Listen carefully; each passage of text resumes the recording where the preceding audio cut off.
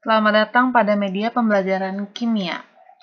Jangan lupa untuk subscribe sehingga kalian tidak ketinggalan untuk video pembelajaran selanjutnya.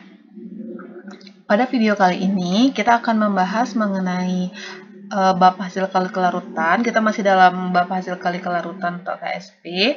Namun pada video pembelajaran kali ini akan kita bahas mengenai pengaruh ion sejenis serta hubungan antara pH dengan KSP. Sebelum kita melanjutkan ke materi pembelajaran, diingatkan kembali untuk menyiapkan alat tulis serta buku catatan kalian untuk dapat mencatat hal-hal penting sehingga membantu memahami materi pembelajaran kali ini. Kita bahas yang pertama adalah tentang penambahan ion sejenis. Penambahan ion sejenis merupakan salah satu faktor yang memengaruhi kelarutan. Kelarutan zat pada pelarut yang mengandung ion senama dengan zat akan memperkecil kelarutan karena menggeser kesetimbangan. Jadi menambahkan ion sejenis akan memperkecil kelarutan. Misalnya, pada larutan AgCl, ke dalam larutan tersebut ditambahkan larutan yang mengandung NaCl. Jika kita lihat kesetimbangannya, AgCl dalam larutannya menjadi Ag+ dan Cl-, dan NaCl menjadi Na+ dan Cl-. Nah, jika ke dalam larutan AgCl ini ditambahkan larutan yang mengandung ion sejenisnya, di sini kita lihat ion sejenisnya adalah ion Cl-, maka penambahan ini menyebabkan konsentrasi Cl- di dalam larutan akan bertambah. Nah, berdasarkan asas Dechatellier, kesetimbangan tersebut tentunya akan bergeser ke arah pembentukan AgCl. Jadi, pergeseran kesetimbangan ke arah AgCl. Nilai kelarutan ion senama dari zat yang dilarutkan diabaikan. Jadi, nilai kelarutan dari penambahan Cl- ini diabaikan karena nilainya kecil, dan yang digunakan adalah konsentrasi ion senama dari pelarutnya. Jadi penambahan tersebut nanti yang digunakan adalah konsentrasi ion dari pelarutnya. Baik, kita lihat contoh soal mengenai penambahan ion sejenis. Jika diketahui KSP atau hasil kali kelarutan dari PbCl2 sebesar 1,7 kali 10⁻⁵, berapa kelarutan PbCl2 dalam larutan HCl dengan konsentrasi 0,1 molaritas? Nah, di sini dia menambahkan larutan HCl 0,1 molaritas. Nah, penambahan HCl ini ketika dalam larutan dia akan terurai menjadi H+ dan Cl-. Dalam larutan mengandung ion H+ dan ion Cl-. Konsentrasi dari larutan HCl yang ditambahkan adalah 0,1 molaritas.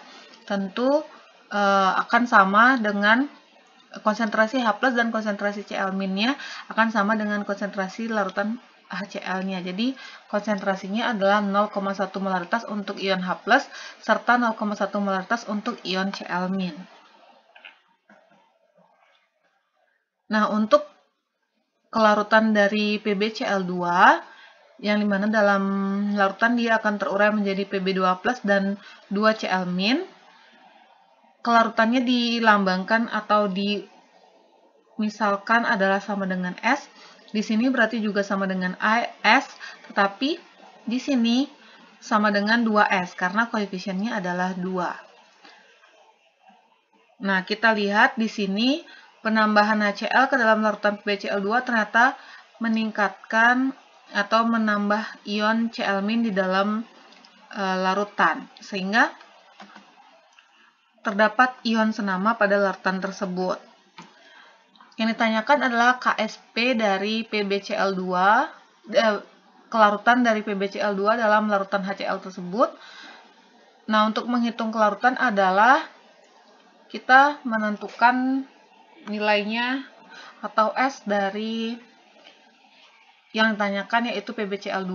Nah, di sini berdasarkan kesetimbangan kita dapatkan KSP sama dengan konsentrasi Pb2+ dikali konsentrasi Cl- dipangkatkan 2, karena koefisien dari Cl- adalah 2. Diketahui nilai KSP-nya adalah 1,7 kali 10 pangkat min 5.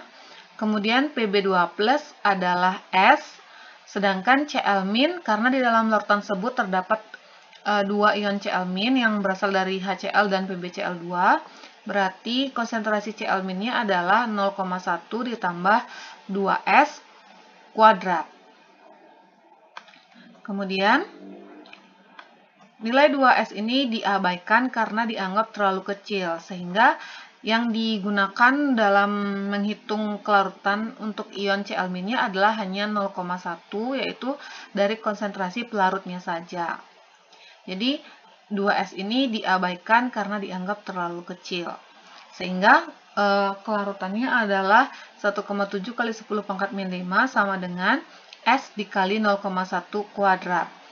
1,7 kali 10 pangkat min 5 sama dengan S dikali 0,01, sehingga S sama dengan 1,7 kali 10 pangkat min 5 dibagi 0,01. 0,01 itu sama dengan 10 pangkat min 2. 1,7 kali 10 pangkat min 5 bagi 10 pangkat min 2. Kalau dibagi itu dikurang, sehingga kelarutannya adalah 1,7 dikali 10 pangkat min 3. Sehingga kelarutan PbCl2 dalam larutan HCl 0,1 molaritas adalah 1,7 kali 10 pangkat min 3. Jadi, pengaruh penambahan ion sejenis ke dalam larutan tidak mengubah nilai KSP, jadi tidak mempengaruhi harga KSP. Tetapi di sini nilai dari ion sejenis yang ditambahkan tetapi diabaikan karena nilainya dianggap terlalu kecil. Jadi seperti itu pengaruh penambahan ion sejenis ke dalam larutan serta menghitung kelarutannya. Untuk yang selanjutnya adalah hubungan antara KSP dengan pH. Harga pH suatu basa dapat ditentukan dari harga KSP-nya, atau sebaliknya harga KSP juga dapat digunakan untuk menentukan pH. Untuk contohnya, jadi suatu larutan jenuh MgOH 2 kali memiliki pH sama dengan 10 plus log 2. Tentukan KSP dari MgOH tersebut. Di sini sudah diketahui nilai pH dan diminta untuk menentukan nilai KSP atau hasil kali kelarutan.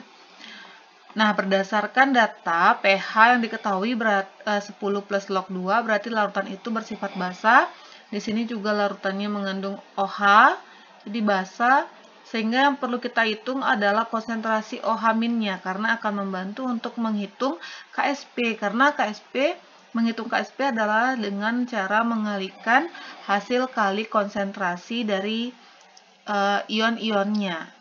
Di sini terdapat ion Mg2+ dan ion OH-. Jadi dengan nilai pH kita bisa menentukan nilai OH-nya terlebih dahulu. pH sama dengan 10 plus log 2. Sehingga pOH-nya didapatkan sama dengan 14 dikurang pH. 14 dikurang 10 plus log 2 sama dengan 4 min log 2. Sehingga OH-nya adalah 2 dikali 10 pangkat min 4. Nah, setelah kita menemukan nilai OH-, selanjutnya adalah kita menentukan hasil kali kelarutannya. Nah, MgOH 2 kali kita tuliskan reaksi kesetimbangannya adalah Mg2+ ditambah 2OH-. Di sini kita tuliskan sama dengan S, dan di sini 2S karena koefisiennya ada 2. Kemudian tadi setelah kita hitung nilai OH min adalah sama dengan 2 kali 10 pangkat min 4. Di sini OH minnya sama dengan 2S. Jadi kita masukkan persamaannya ke dalam persamaan OH min sama dengan 2S. OH minnya adalah 2 kali 10 pangkat min 4 sama dengan 2S, sehingga S sama dengan 10 pangkat min 4. Kita mengetahui nilai kelarutannya adalah 10 pangkat min 4. Sehingga KSP-nya kita dapat hitung sama dengan konsentrasi ion Mg2+ dikali konsentrasi OH min dipangkatkan dengan koefisiennya, yaitu 2. Sama dengan kelarutan dari Mg2+ dianggap S, kelarutan dari OH min sama dengan 2S dipangkatkan 2. Sehingga S sama dengan S dikali 4S kuadrat sama dengan 4S pangkat 3. Sehingga kita masukkan nilai S ke dalam persamaan, KSP sama dengan 4 dikali 10 pangkat min 4 pangkat 3.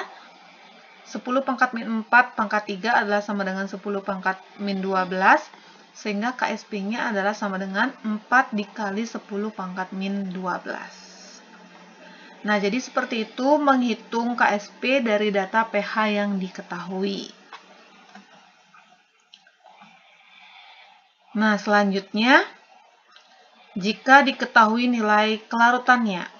Kelarutan dari magnesium hidroksida dalam air sebesar 5 kali 10 pangkat min 4, maka larutan jenuh dalam air memiliki pH sebesar, nah ini kita mencari pH dari data kelarutan. Penyelesaiannya, di sini diketahui kelarutannya sama dengan 5 kali 10 pangkat min 4, sehingga S-nya sama dengan 5 kali 10 pangkat min 4. Jika kita uraikan dalam reaksi kesetimbangannya, MgOH 2 kali itu terurai menjadi Mg2+ dan 2 OH min. Di sini kita anggap S, di sini S, di sini 2S karena koefisiennya 2. OH min di sini kita dapatkan sama dengan 2S. S-nya sudah kita ketahui, berarti kita bisa menghitung OH min sama dengan 2S. Kita masukkan nilai S-nya 2 dikali 5 kali 10 pangkat min 4, sehingga sama dengan 10 dikali 10 pangkat min 4 sama dengan 10 pangkat min 3. Berarti OH minnya, konsentrasi dari ion basanya adalah sama dengan 10 pangkat min 3. Kemudian, kalau kita sudah dapat OH min, berarti kita akan bisa mendapatkan POH, yaitu min log OH min log 10 pangkat min 3, POH-nya sama dengan 3. pH sama dengan 14 dikurang POH. 14 dikurang 3 sama dengan 11. Jadi, pH dari larutan jenuh magnesium hidroksida dalam air adalah sama dengan 11. Jadi itu tadi contoh dari hubungan antara KSP dengan pH. Kita bisa menentukan pH dari data kelarutan atau KSP yang diketahui, atau sebaliknya kita bisa menentukan nilai KSP dari data pH yang diketahui. Oke, seperti biasa untuk menguji pemahaman kalian, untuk mengetahui seberapa paham kalian, apakah sudah memahami mengenai penjelasan materi, silakan dikerjakan. Jadi dua contoh uji pemahaman 2 soal ini. Yang pertama adalah menghitung kelarutan CuCl dalam air dan dalam NaCl. Jadi di dalam air berapakah kelarutan CuCl? Kalau yang di dalam air kalian tinggal kerjakan dengan cara biasa, yaitu S sama dengan kalian cari dari nilai KSP-nya. Sedangkan yang dari kelarutan CuCl dalam NaCl, baru kalian melihat faktor dari penambahan ion sejenis ke dalam larutan tersebut. Sedangkan yang nomor 2, yang diketahui adalah nilai KSP.